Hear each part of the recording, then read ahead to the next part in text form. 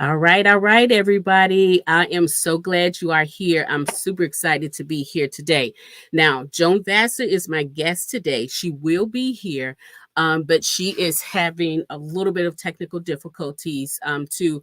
And just a little while ago, I thought that it was going to be the same for me because we've had some bad storms here, and so I wasn't sure whether or not my power was going to act right. It's good now. So just be a little bit patient with us. Today we're going to be talking about. Let me just tell you. Let me show you the cover of this book. So this is going to be a great show today, guys, and it's a unique and it's a controversial, complex story. But you know what? I always say those are the ones that make the best conversation. So this is the cover, and it's called Sweet Honesty by Joan Vassar. Now, if you know anything about Joan Vassar, you probably know her from the Black series. Okay. And so this is a tad bit different, but very good just the same. So I cannot wait to dive into this with her. Okay. So if you are out here, chime in, just chime in, come on in, get comfortable, get comfortable. Y'all know how I do. This is a laid back kind of setting. I love to uncover a book for you guys to let you know what a great read it is. I like to offer the author here for you guys to ask your own personal questions. Hey there, Miss Lisa. So glad that you're here. We're just waiting on Joan. She'll be here shortly. So thank you for joining us. And for those of you all who don't know me, those 1.2 people who don't know me, I am Midnight Ace. I am the your book ambassador from the Book Bar. I am also your custom creator for anything that you need created. And I am the CEO and founder of the Book Bar. So welcome, guys. Welcome. Hey, Renata, what's up, baby? What is going on? What is going on? Thank you so much for being here with us. Hey there, Miss Falva. Hey. We're just waiting on Joan Vassar, guys. And let me tell you, just be comfortable, be patient. She's gonna get here, and when I tell you, you won't be sorry. Again, if you all are not familiar, we are gonna be talking about Sweet Honesty. This is the cover of the book. Very heartfelt and beautiful story. Again, I can't wait to dive in with Joan on this one. So it's Friday, guys. How was your week? I've had quite the week. Fun times though, but I have remained, I'm so proud of myself because through all of the stuff, we had like a tornado touchdown. We lost power for more than 24 hours. Went to work, had network issues, and for 2 days now. And so it's been a fun week for me. So what about you guys? I hope it has not been as chaotic as mine, but I hope it's been good. It's been good. Also, too, I'll just share this with you guys too. So, my wine pair for Sweet Honesty was a 1924. It is a bourbon barrel, aged barrel wine. Is a Cabernet Sauvignon. It's very good. So I paired this with that, and just to give you a little information, because I always forget to do the wine pair because I'm so busy talking about the book. So I'll just start this with you guys. Oh, okay. So the weather has been bad there. Yeah, me too, Lisa. I am so happy that it's Friday, and today we had a little bit blippy power and stuff like that, but the no winds, no rain, no anything like that. So I'm hoping that it stays like that. Oh my gosh, that's right, Renata. Yeah, the babies are here. I'm hoping that they're home or have made it to their destination by now. Some of the people around in my surrounding areas still do not have power. It's going on like 3 days now. Yeah.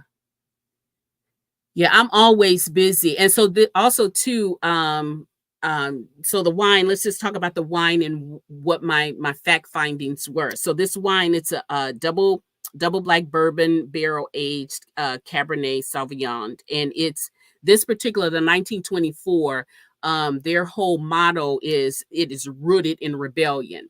And you guys, once we start talking about the story, if you've already read the story, you kind of understand why this is a perfect fit.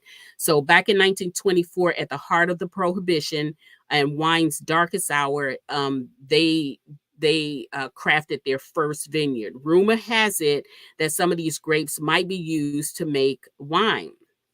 That same rebellious 1920s spirit lives on in our the daring founders who planted these wines, and in those who drink them, like me.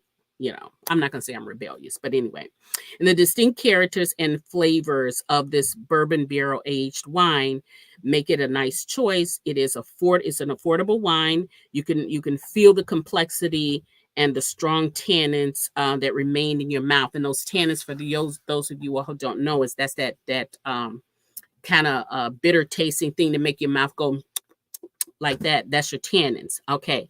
So my reason for pairing this with Sweet Honesty is it creates an exquisite, I'm saying exquisite experience that marries the richness of fine wines with the depth of a heartfelt romance. Okay. Just as the wine unfolds its layers of complex flavors, Joan Vassar's novel reveals tender, intimate exploration of desire, self discovery between its protagonists, Michael and Alexander.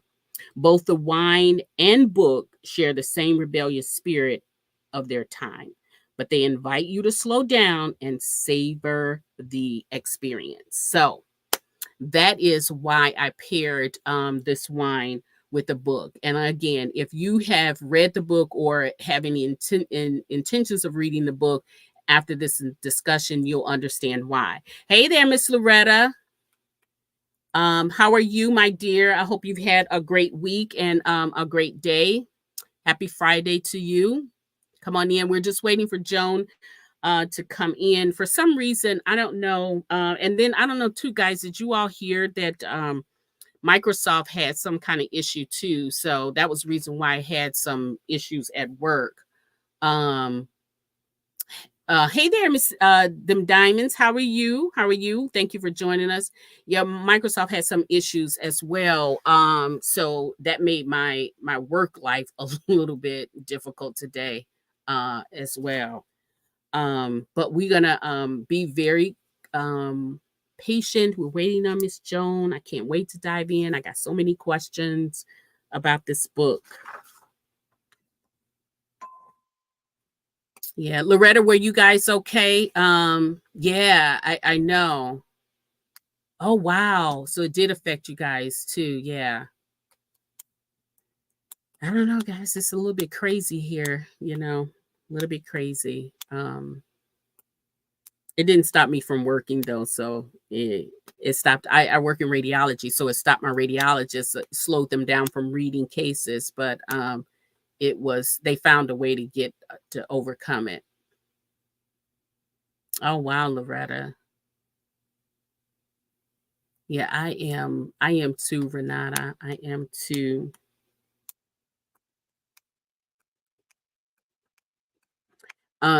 So have if anybody has read the book, let me know if you've read the book, or if you're new to Joan Vassar, let me know that.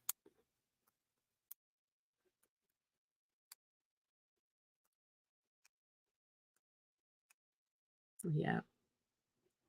My Loretta Murray actually introduced me to Joan Vassar back, I don't know, me, it's been a few years now, when she came out with the Black series. And what I love about Joan Vassar, one, that she's a very talented writer, and two, um, she was very patient with me. And for you, those of you all know what kind of reader I am. I'm a greedy reader for one, and I always got those whys, and how or you could do this better kind of thing. And she was so patient with me. It was at the time 4 books when I was talking to her, and she was patient enough to take all of my questions and, set me straight. So I love that about her. Um, I think so too, Loretta. Very, very interesting read. It was a very good read, I think. Hey there, Miss Cheryl. How's it going? Thank you for joining us. Okay, I think we got our lady. So come on, come on, come on in, Miss Joan. Hey Okay. there. Okay, I think I'm in. You are in. We hear you, honey. We hear Okay. you. So I'm It's gonna give been an you a minute to ordeal on settle, this side. I huh? thank y'all for waiting. It's been an ordeal on this side. Yeah. Listen, no. I told him, listen, you don't want to miss this. Uh so we gonna give you a minute to settle yourself, and then we gonna jump or dive right on in, because I got questions, I got questions, I got questions, and I'm sure the audience got questions, questions, questions.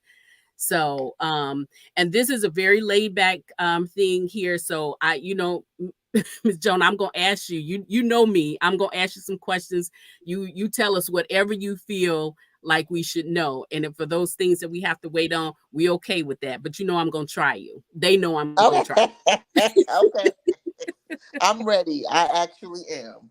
Yeah, okay. So for those few people, and I can't imagine them that many people out there that don't know who you are, please tell us who Joan Vassar is.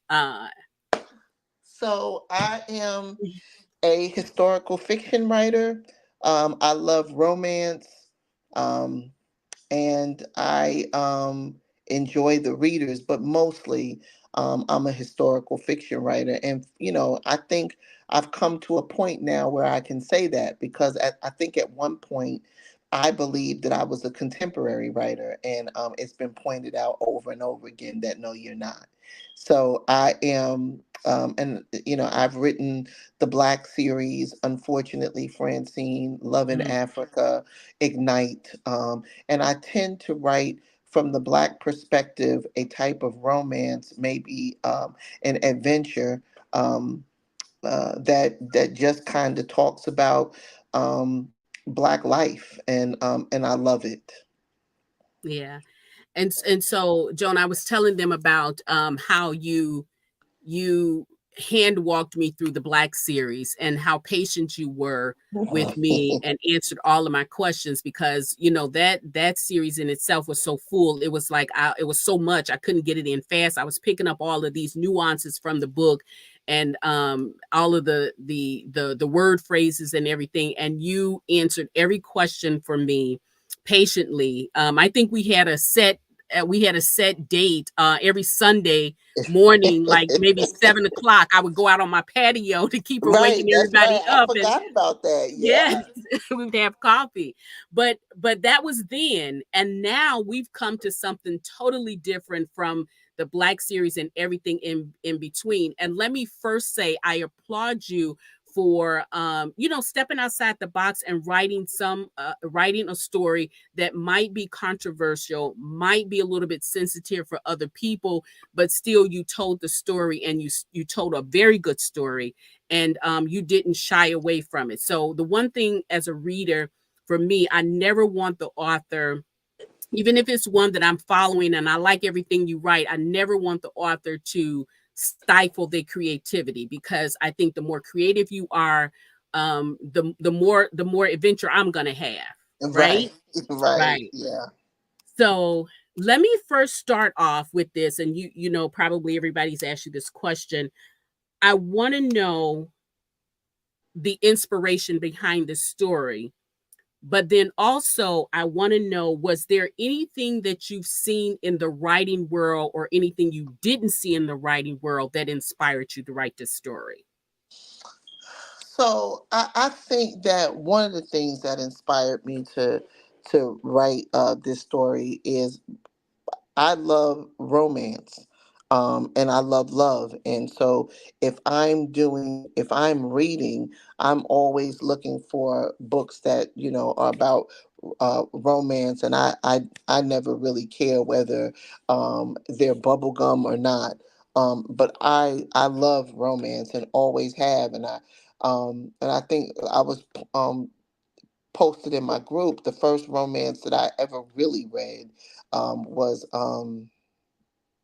Judy Blume's Forever, Oh, okay. and that just started me on this journey of loving romantic novels. But when I got in my 20s, I began to notice that a lot of the romantic novels were not reflective of Black life, as as if Black people don't fall in love. And while there might have been a few, they weren't widespread. So you mostly did not read novels that represented Black life in terms of being in love. And then Beverly Jenkins Mhm.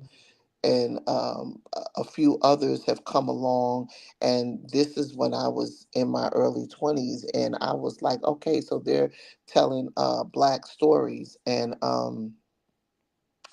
And then as I got older, I wanted to try my hand at historical fiction, and really it was just to try my hand at it. And then here we are.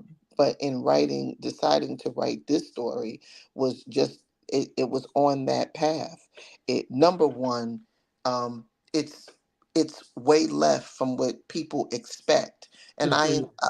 I want to entertain you, right? Mhm. And so I want to get you to think while I'm thinking. I want you to see the research, see the time, see the people. So one of the reasons why this book was interesting to write, because it challenged even my thoughts of what love is.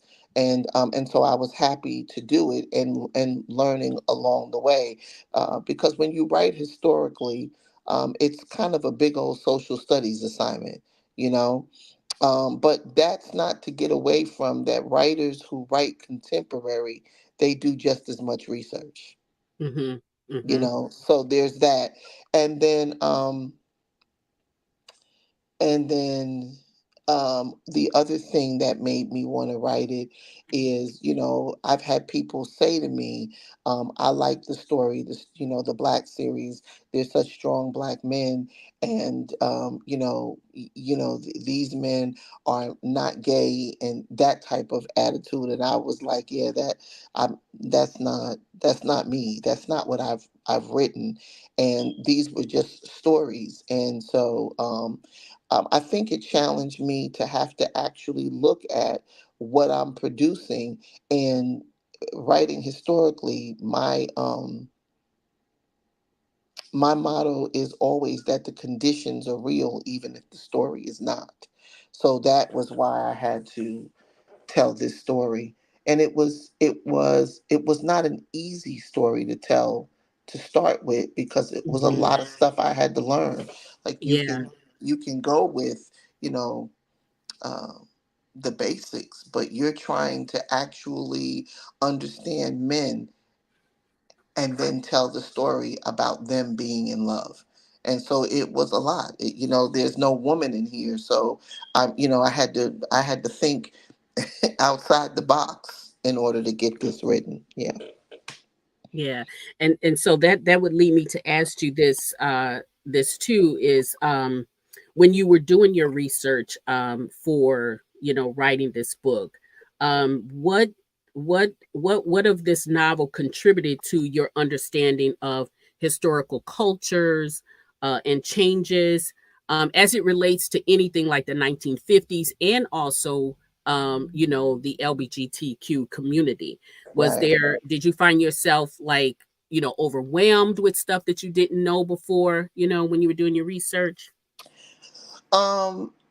What I found is that I had a lot of stereotypes as a heterosexual person that I had to step away from in order to write Ooh. this story. And it's no different in writing the Black story, the Black series. When I Mhm. wrote that series, I realized that I believed a lot of whitewashed um, uh, uh, things in history that really have nothing to do with Black people, the Black experience, or what they've done in this country. So I had to relearn what it is to be Black in order to tell a Black story, so that I didn't end up telling Gone with the Wind, because that's what I'm being taught.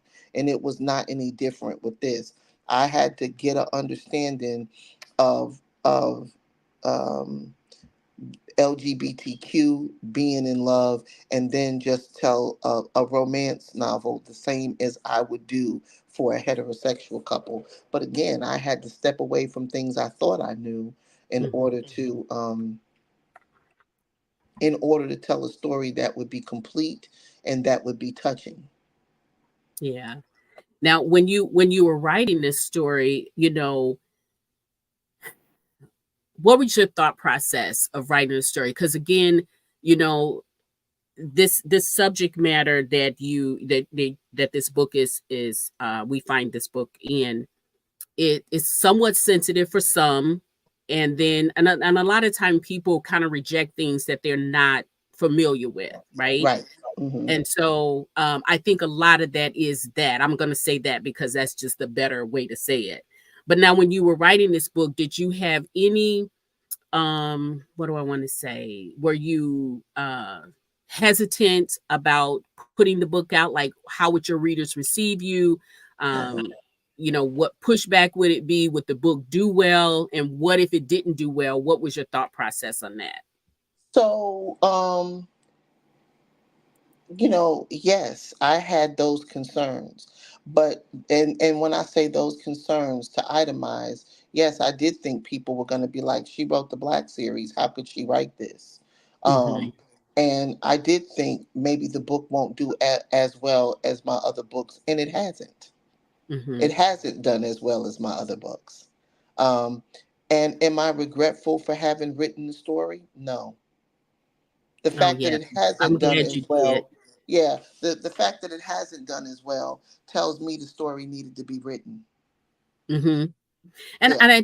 I think sometimes with that, we go on about our merry way, and as long as we don't have any hiccups, we think everything is fine. But I think sometimes we need a little bit of spice in our Kool-Aid, to come back and to say this. And I'm just going to say this as a reader to all of you all. If you have not got a copy of this book, or if you've not taken this adventure, I encourage you to look past what the subject matter is, because again, when these authors are writing these books, they have to put them in categories. Okay, so when they put them in categories, this one lands in the male and male romance. But let me give you just a few subject matters where to encourage you to forget about the male or male romance. Okay, so first of all, it's an African American experience. We all read African American romance or African American literature. It's historical, so it's in a 1950 historical setting. It's not back way back, but still, these are some times that maybe some of us have forgotten about it because of history. So that's just, and I can go on and name a few of them. It's unrequited love. You got family dynamics and acceptance, loneliness and hidden identity. You got intersection between race and sexuality. You got trust and vulnerability in the relationship, culture and society norms in the 1950s, the struggle to be authentic and self-acceptance, the hope and resilience in the face of adversity. So those are just, and I could go on and on and on just for you to read this book. That's what's in it. So get past what it is, the subject matter or the category that she had to put this book in, and read this book. I promise you, you will love this story. I'm gonna tell you something. I saw this book, I saw the cover, and I immediately went to Loretta Murray, and I said, Loretta, Joan Vassar is coming out with another book. Um, and I said, but it's male on male romance. And then I said, but it's Joan Vassar. We got to read it. And we both did, and we were not Mhm. sorry about it. Um so there's a million reasons why you can just get away from that subject matter and just read this book, because it's so many things in there. Hey there, Miss Lashira, how are you? It was a wonderful read. I do agree with you on that. So Joan, let's go back to some more questions. Okay. So explain to me the significance of this title, Sweet Honesty. Um, you know, I, what I did, I named this book a kind of a bubblegum thing, on Mhm. purpose. And really, it was because it was two men people would Mhm. think that that was bold. That you know, what is this about? Why would you? It's two men. Why would you name it Sweet Honesty? And they would probably think that this would be more for a heterosexual couple, but this was just basically for people who are in love. And Mhm. so the title came as a bubblegum kind of title to to denote that this is going to be a romance. It's not going to be anything other than what you think.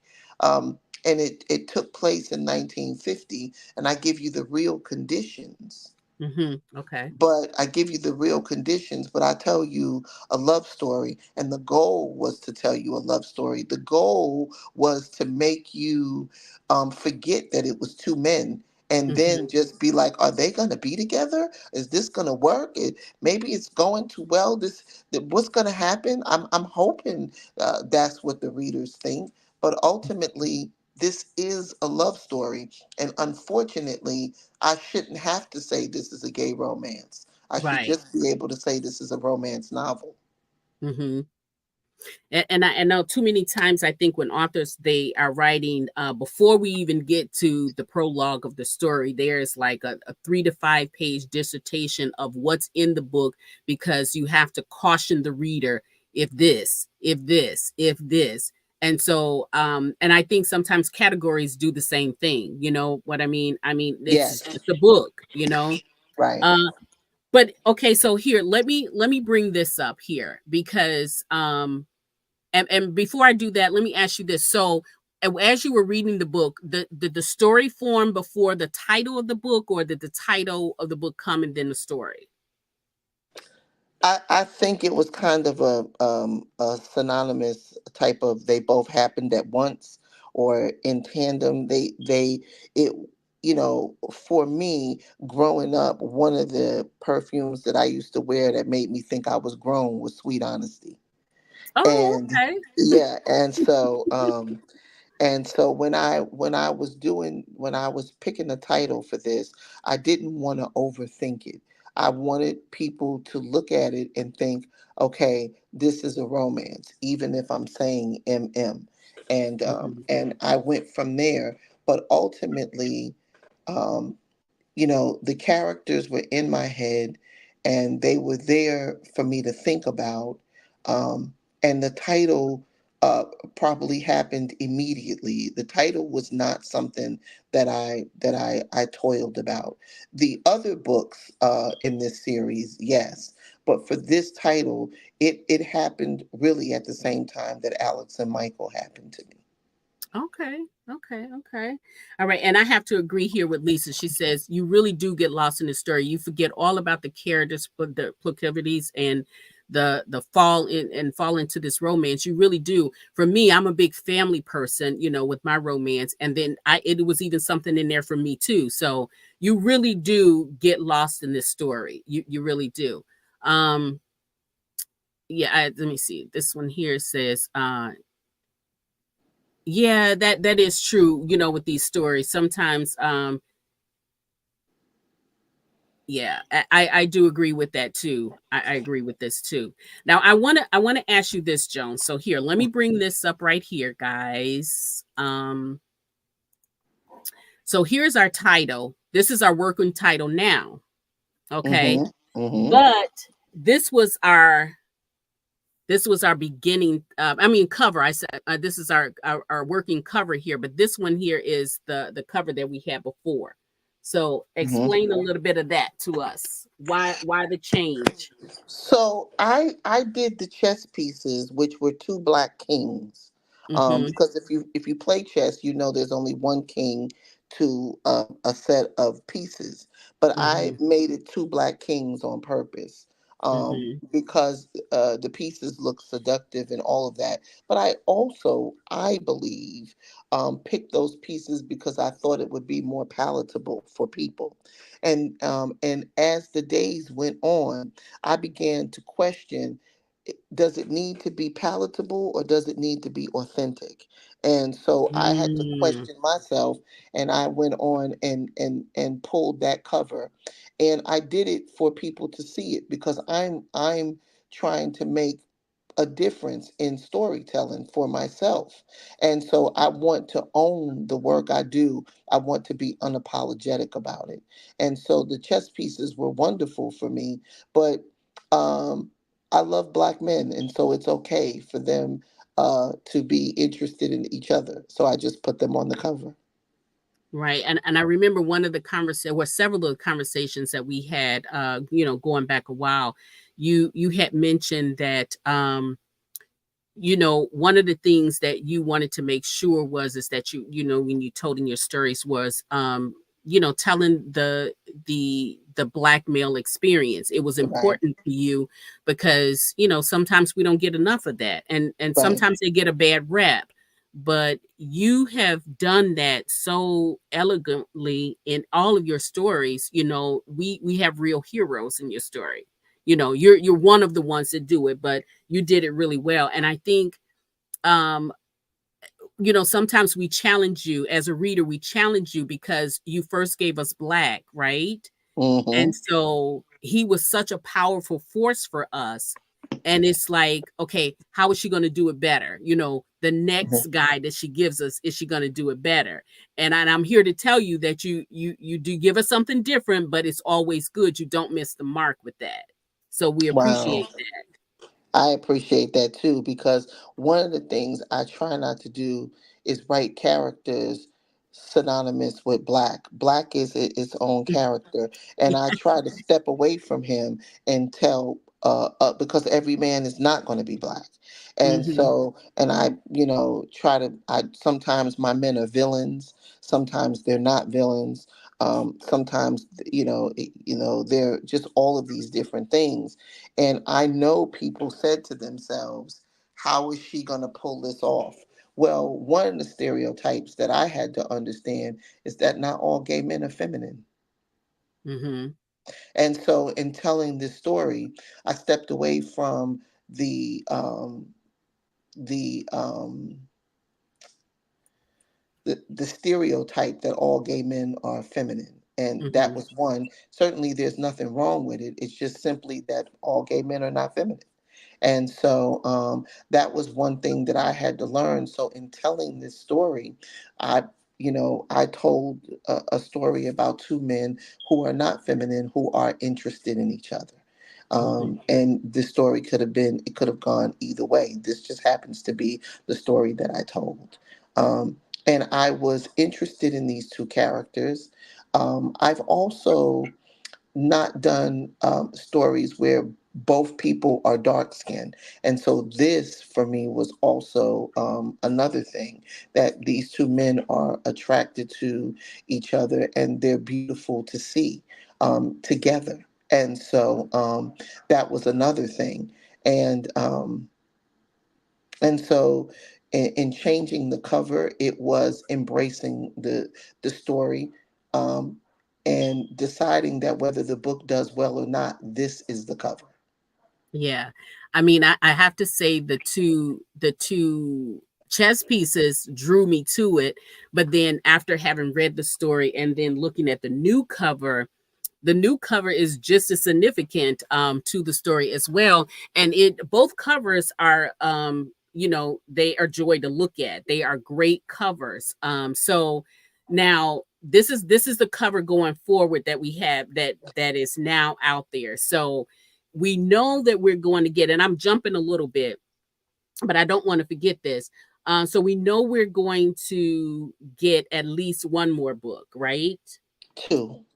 Two more books. Okay. And so one right now is up for pre-order now. So guys, if you haven't read either one, go and get the one, get that, read that one, and then go ahead and pre-order so you'll be ready. I'm a big fan of set it and forget it. Uh so now how was with the ending? And again, I'm jumping a little bit. What statement were you making at the end of the book when you or the ending of the book? Did it resolve or did you leave open? You left us open to it. You gave us some conflict. So when the your writing structure for that, how difficult was it to structure that story, stop us at that point, and then keep and get us engaged to look for more?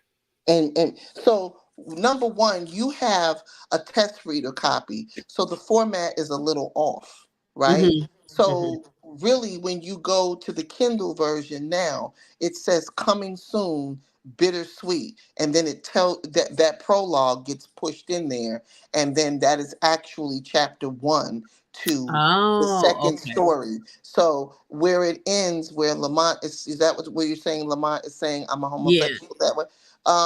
So that is just chapter one in book two. Okay. Okay. Gotcha. So when you're writing it, like when you're writing a story and you're gonna have books coming after that. So how do you structure that ending when you're coming down to the ending? So just to prepare us for the beginning. Is it difficult to structure us and stop us at one point so that we can pick up on the next one? So usually what I do is leave a teaser, and a lot of people think that this is a cliffhanger. It really is just the beginning of another book. Okay. Yeah. So what I do is work out the other book, and then I take a portion of that and place it in the back. Hmm. Okay. Okay. So you So just that basically start the beginning of the book at the end of the book. yes, I start the Okay. beginning of the next book at the end of the book. And so if you get to the end of a book and there's nothing there, that's it. That's why there's nothing behind the fort. Okay. Okay. Gotcha. That's good to know. That's good to know. Now, the how did you balance the historical piece and the fictional elements of this book? Because you said earlier that you want to tell a real story with fictional elements. So how do you balance the two? I usually balance the two by making the setting real so that Mhm. people can engage with the setting, learn things, Google, try to find out things about the time. And then from there, and I stick very closely to the time. When Mhm. I'm doing historical fiction, I don't go off on a tangent in my head and make up what's going on. I actually use the setting as it is in the world at that time for my characters, and then their portion of the story may be fictional. These two people may not be real, but they are living in a place that is real, and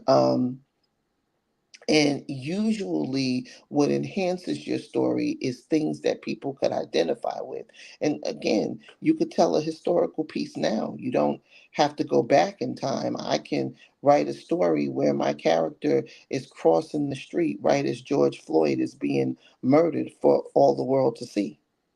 Mm, yeah, because it's past tense. Right. And Yeah. it's something that happened. You could write a story where you're crossing the street just as the Twin Towers comes down. Mm. We don't want to relive that again. No, no, no. So, but you get my point. Yeah. Yeah. You're anchoring the story based on history. Mm. Yeah, but now you chose 1950. So you really could have told the story in any setting, really, but you chose So 1950. I chose 1950 because New York had just changed the law, and homosexuality had become a misdemeanor in New York on April 11th, 1950. Mm. So Mhm. my character leaves Georgia, where the sentence is 20 years, and it stays 20 years all the way into the late 80s Mhm. for homosexuality. So Michael is trying a different life in another state that is beginning to recognize that they're just people. Yeah. Yeah. Again, a beautifully told story. And then like I said, you do get some nuggets in there. And again, I've given you reasons why you can not even focus on the male or male romance and just so much other stuff in there. So when in this story we there is some family dynamic that is pretty crucial to both Michael and Alexander. So how important was it to have the family dynamic in this story as you was writing it for those two? So I thought it was really important because it is kind of what I've seen, my grandmother and my grandfather were married for a million years on both sides of my Mhm. family, on my father's side and my mother's side. And my mother had 9 brothers and sisters. She herself made 10, so they were close knit. And I just happened to pick Corona because this is where my grandfather, when my mother was a kid, was going to visit his grandmother in Corona. And so along those streets that Alex lives in, and that I Mhm. wasn't born until 68. So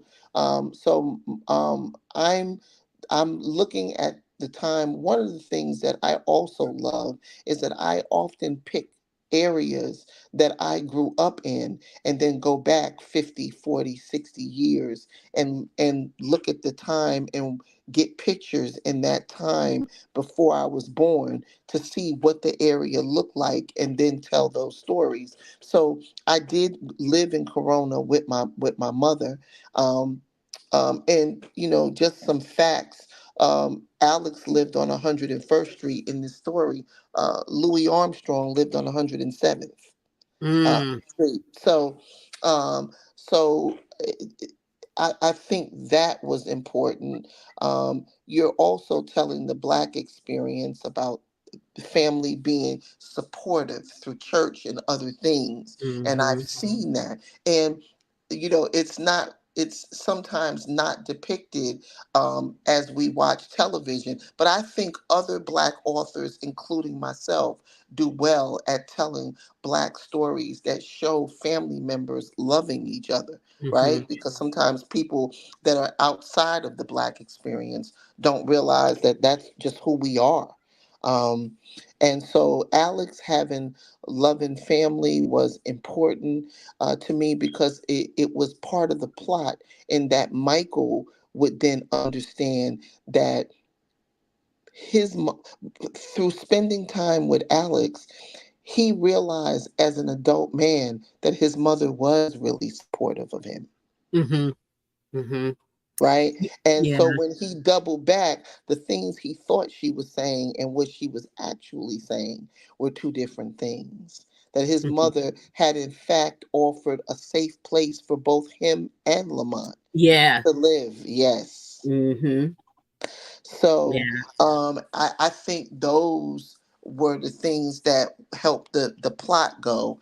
I think so and it's nice to write about characters that you also like. And I thought his sister Gloria was wonderful because Mhm. you're reading the reader down this path, and y'all are wondering, is he going to pretend to like Gloria rather than just admit it, you know and he Mhm. doesn't. He tells Gloria, I was in love with a man and he married someone else. Mhm. This was hard for him because it's possible that they could have thrown him out. Yeah. And now, when since you brought up Gloria, one of my favorite scenes in the book was with Gloria and Alex when because you get the sense that Alex has been having a hard time. He has not quite found his place. He feels like he's just being not really accepted, but just tolerated, right? Right, But then when him and his sister have that conversation when he's at the house hiding out, right, right, when I tell you I did shed some tears when that, because that was one of the most heartfelt moments when she, basically gave him his acceptance and telling him that, just because of your sexuality does not mean you are not a good person. right. We love And I you think yeah, and go we ahead. want you to be happy. Yes, And you're yes. sitting over here upset about something that's not happening. Mhm. Yeah, yeah. And so, That was yeah, one of my favorite moments yeah. there. Um Mm-hmm, So mm-hmm. for that reason, I say family was important, for that. And then also with Michael's mother, you knew right off when you were reading the story that she was offering, she I think like for most mothers, and even today, having have to deal with that, it's not so much that you have an issue with your child's, right to love whoever they love. It's just in those times, you know that it's dangerous. And Right. so you worry about them. And so I think that was more what Michael's mom was. She offered that safe haven because, where he was going to do it, I rather, him be safe when he's doing it. And more importantly, when he looks back, he realizes that she never stopped Lamont from coming to the house. Because Mhm. again, if you're going to do it, I'm going to try to make you safe. But it took Yeah. him to leave to realize what his mother had done. Mhm. Right. And the Mhm. mother said, I don't want you, being different can be dangerous. Yeah. And this is one too. This is my thing too, because the moment that Gloria and Michael locked eyes, you didn't know where she was going to go with that story, right? And so then as things turned on, you was like, oh, okay, Joan, where you taking me with this?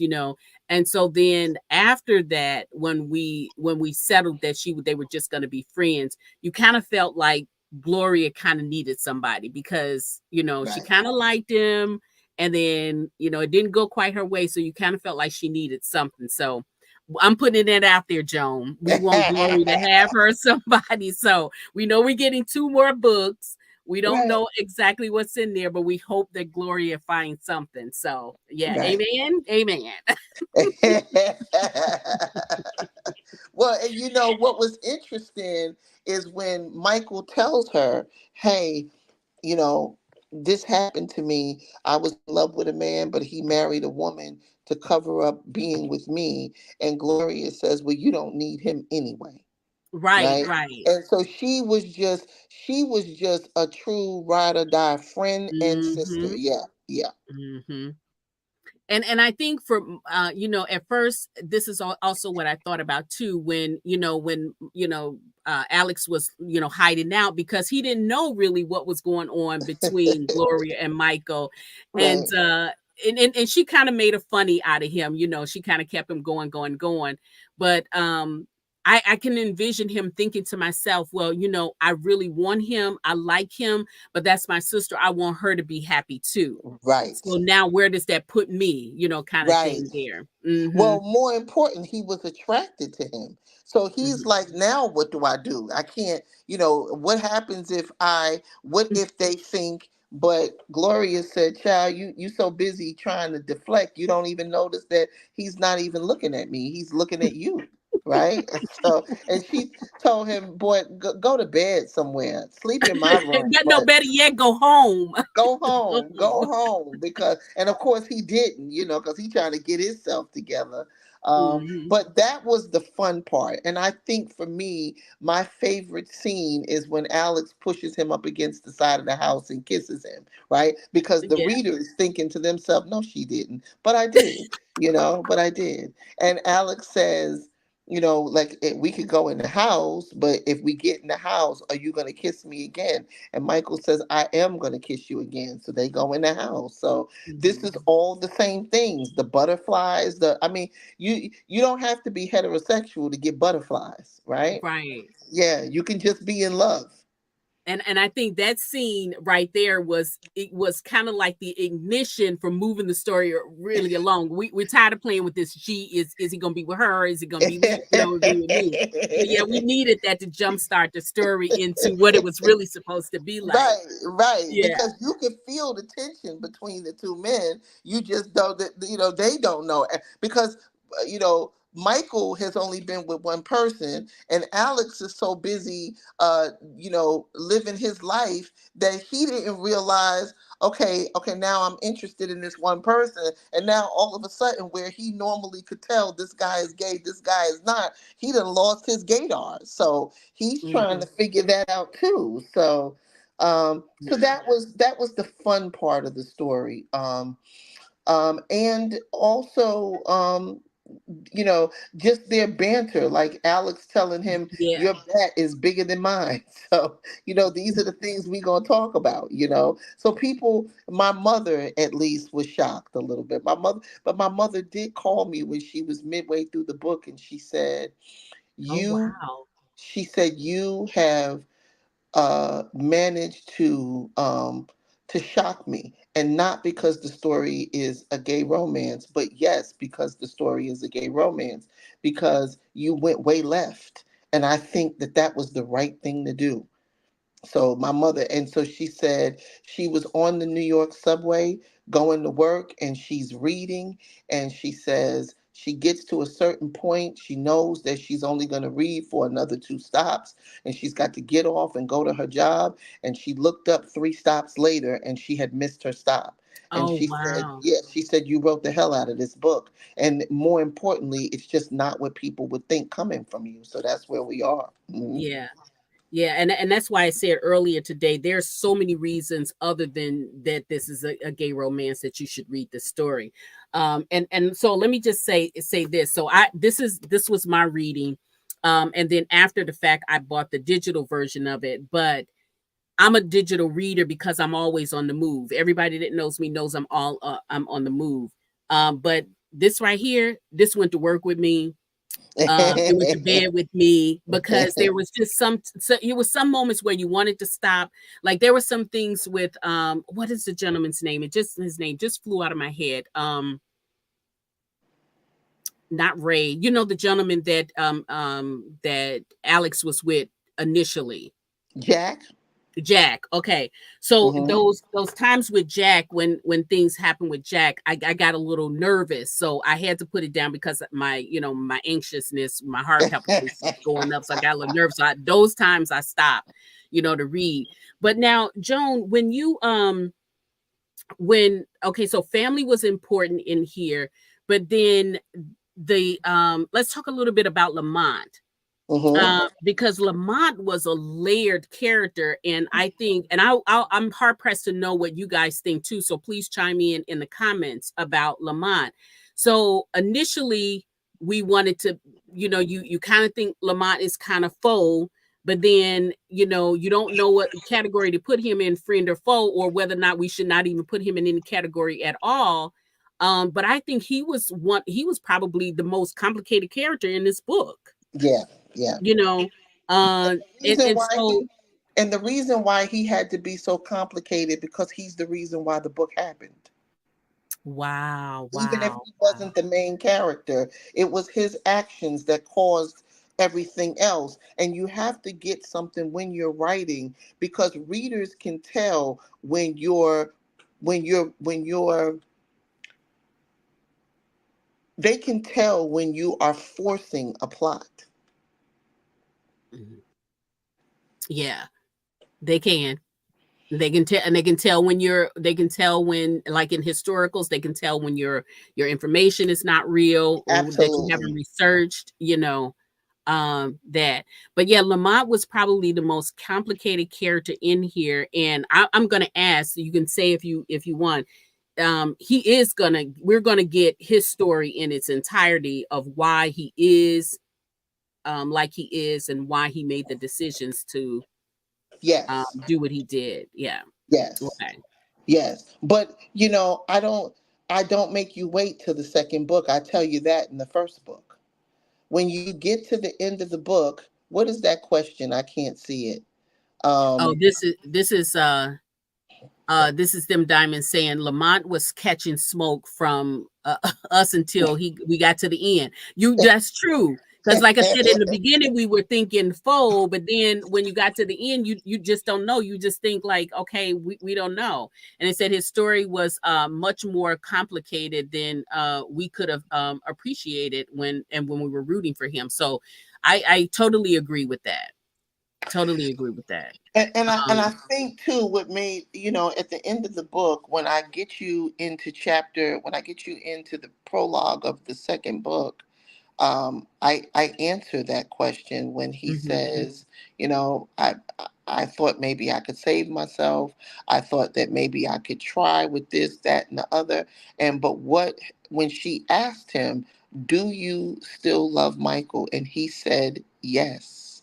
And Mm. she said, "Why did you marry me? Because you were always mine." And again, in the next thing, it's not being homosexual that confuses me. It's having a wife that I am in love with. And oh my God, that part there. that part there. And I'm like, okay, so and then of course we gotta wait to see how that happens. You don't have to So wait that long. It's September I 1st. yeah, yeah, I know, but we still gotta wait. We still gotta wait because well, when did we read this already, right? But that's why it's so important to have these chats because we don't want the story to go dormant while we're waiting on the next one. We want to keep Right. on. Absolutely. Yeah. Absolutely. Absolutely. Um Absolutely. now okay, so Joan, so now you've given us a plethora of stories, like with Black and Troy and all go on and on and on. Now, when this one has taken its course, do you think you will ever do something like this again? Absolutely. Okay. Absolutely. It's part of. I'm hoping to do a good mystery next. Mm, I'm hoping to tell a mystery, and I'm hoping to be good at telling the mystery. I'm hoping mm, to, and I'm hoping to offer still love while telling a mystery. And the characters could be a heterosexual couple or a gay couple. I mean, mhm. it's part of my repertoire now. But Yeah, yeah. yes, so my next, when I really dig deep, I'm hoping that my next one will be. I want to try my hand at mystery. Okay. Do you have any subject matters that you are entertaining right now? So in mystery, I was thinking, um, I'm hoping to tell a story where maybe the person who you think is the villain is totally just not, Okay. and it be someone else. But I haven't like put my actual hand on it. What's so funny? I can't see it. Tell me. Diamonds, you know what? Sometimes I think these authors don't really know. So she says, does she not understand that all her books are mysteries?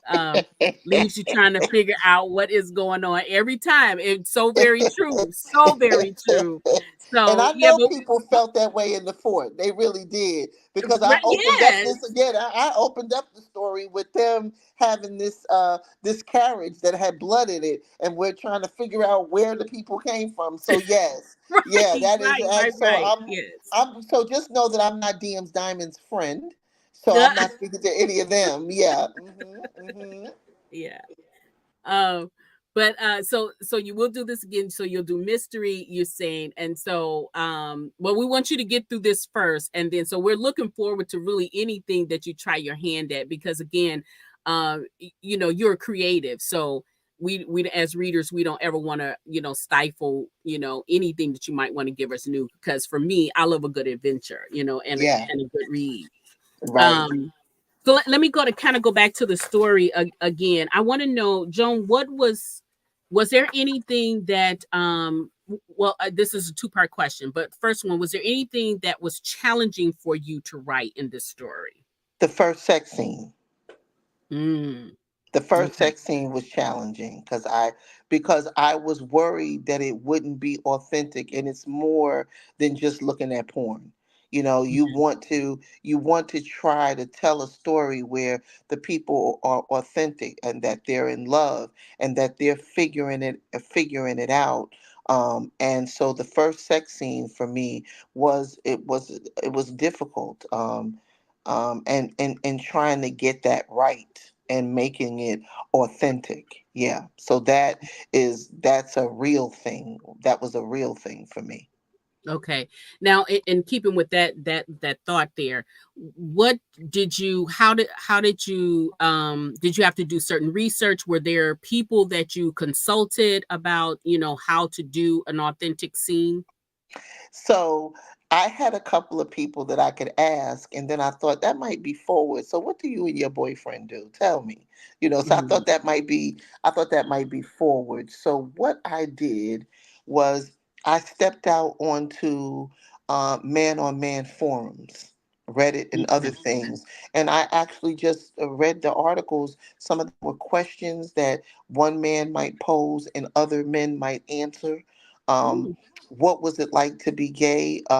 In the 40s, there were people out there that were 80, and there were people out there that were 20, and they were Wow. answering the questions um, to each other. I read an interesting article, um, and it was about. Um, it was about prostate massage. And Mm. so I was under the impression that only gay men dealt in prostate massage and milking. And I did not know that heterosexual men enjoy this as well. So this was a stereotype for me. In reading this story, there was several men were polled. I think it was about 60 of them, and they were talking about the difference between a penile orgasm and an anal orgasm, which, I mean, I don't know that I gave that any thought, right? And so half of the men were heterosexual, the other half was gay, and then there was one bisexual man, and he was in his 30s, and he was telling his story that he was dating a woman who knew that he was bisexual, and they had been together for a while, and he was in love with her, and he was talking about craving a anal orgasm and being afraid to cheat on her, that he didn't want to be in a position to end up with some man that would cause her to leave him. And Mm. so he went to her and he asked her, in this article, I was blown away, and Mhm. asked her, would she consider pegging him? And I like, my mouth was wide open. Like, so you're just Wow. learning a bunch of shit. And so, and when he asked her, she did not answer right away. And it was a couple of days, and he was saying he kind of thought maybe that might have been too much, and so she's Mhm. probably going to leave him anyway. And I think it was about 2 or 3 days, and she came back and she said, I appreciate the honesty, and I want to try to give you what you need, because you're asking me rather than seeking it from somewhere else, but I don't know what I'm doing. And he went on to tell that it was the funniest experience in his life, also the most sensual experience in his life, and that he Wow. had never been more in love with one person than he was with her. And it also stopped the cravings, and she was meeting that need for him. Mm. Well, So I there guess was a that's what lot. it's all about. Right. So this was a lot of stuff to read. So also I wanted to tell a story that was authentic to this, and not some bullshit that I made up in my head Mhm. because someone else heterosexual told me this.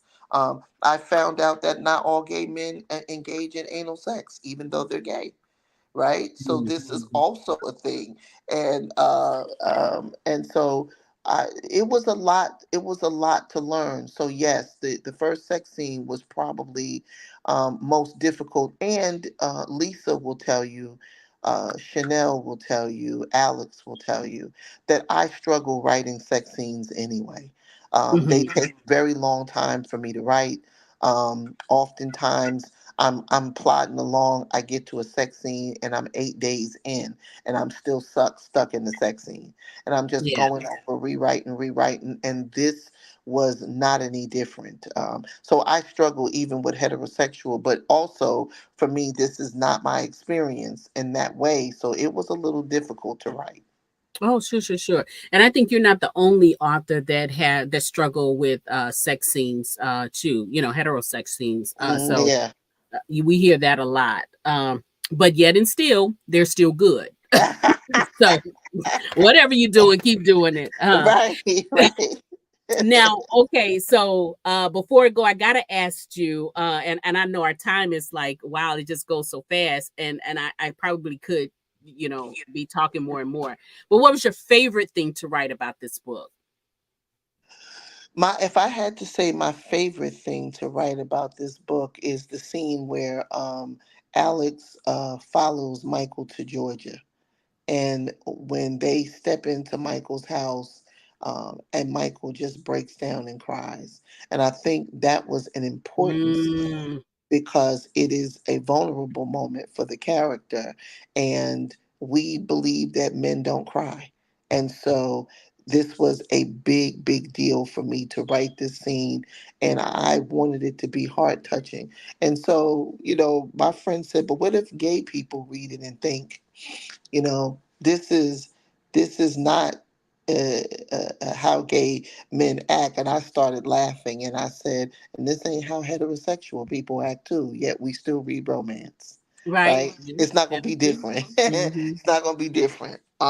So I wanted the characters to experience a small amount of hurt, that they could try to figure out what is important to them, that they don't need for this to go off the rails, for them to figure out what is important to them.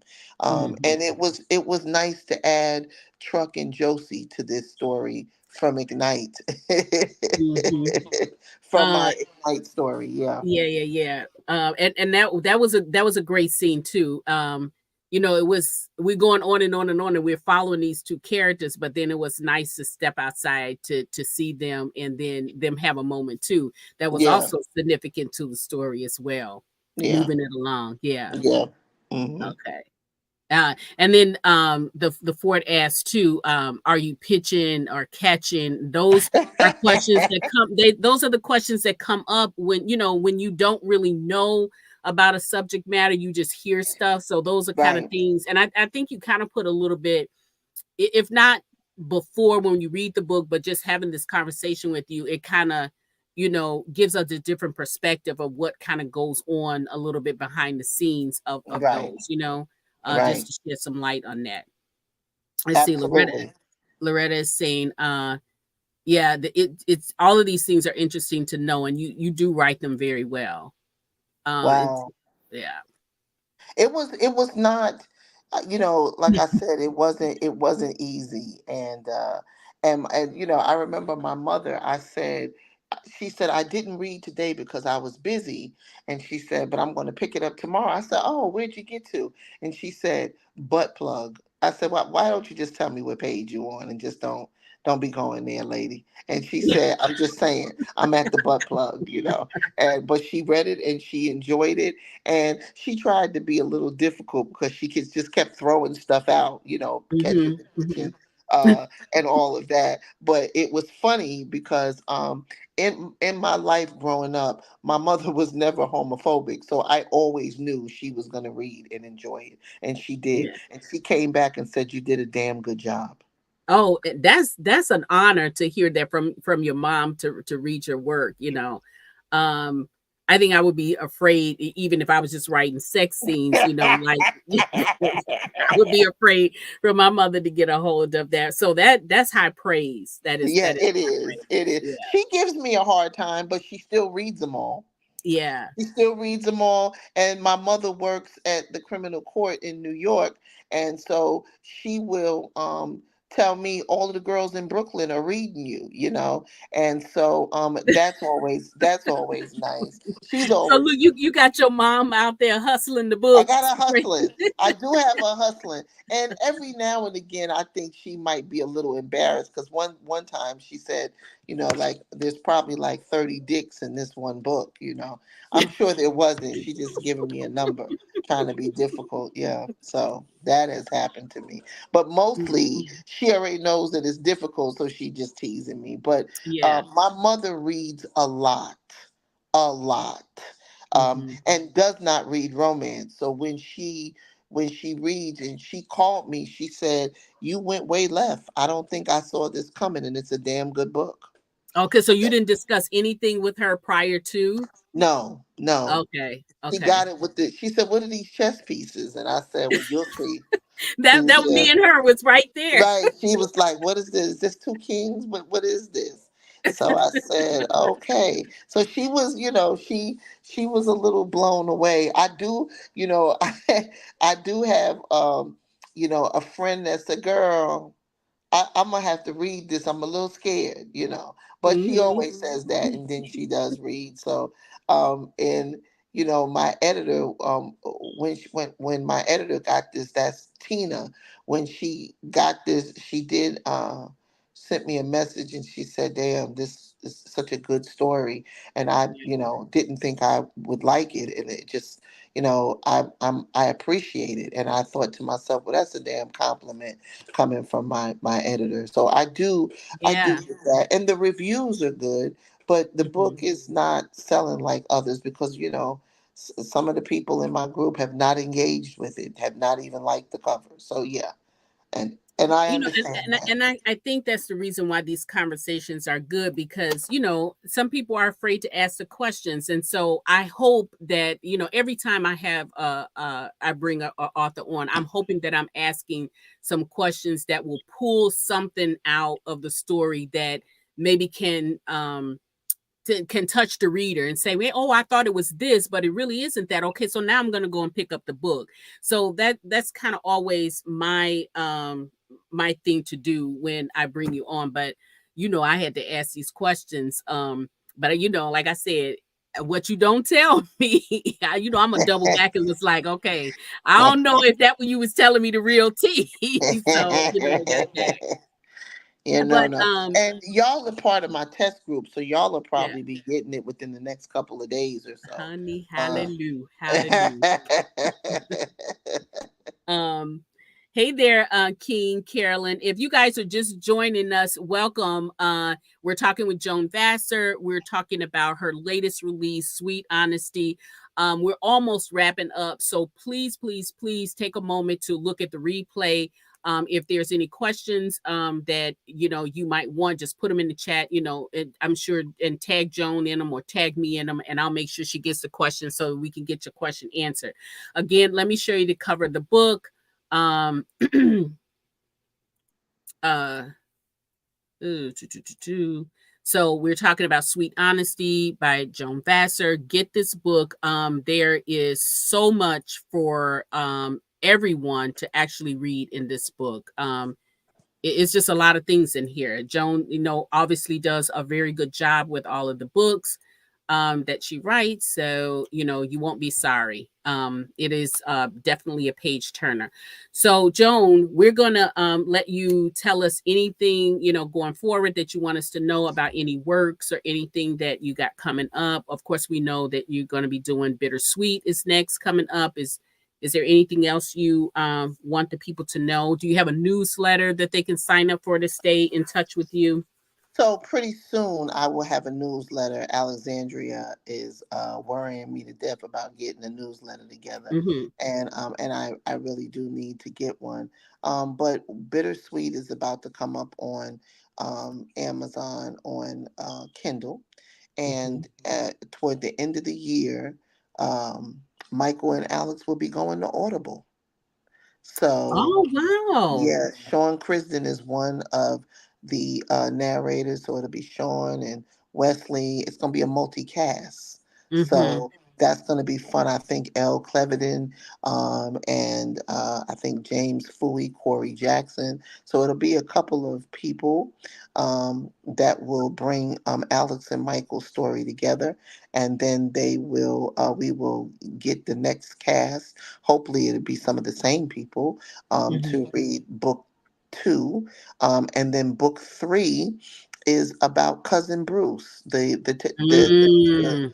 the cousin that was passing for white, but really is black, or at least biracial, and so his story will be next. And so I'm so excited. I should have sent you the cover, so you could have put um, bittersweet up.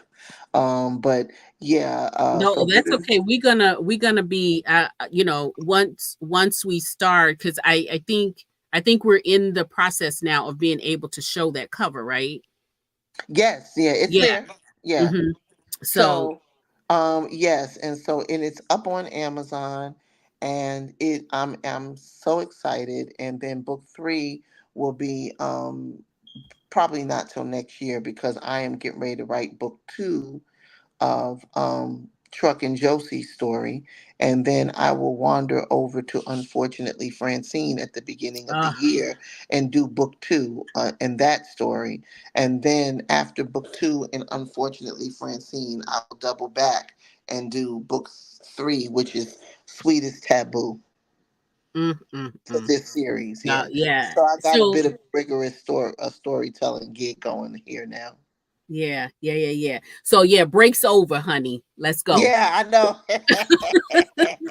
Well, Joan, it has been such a pleasure spending some time with you.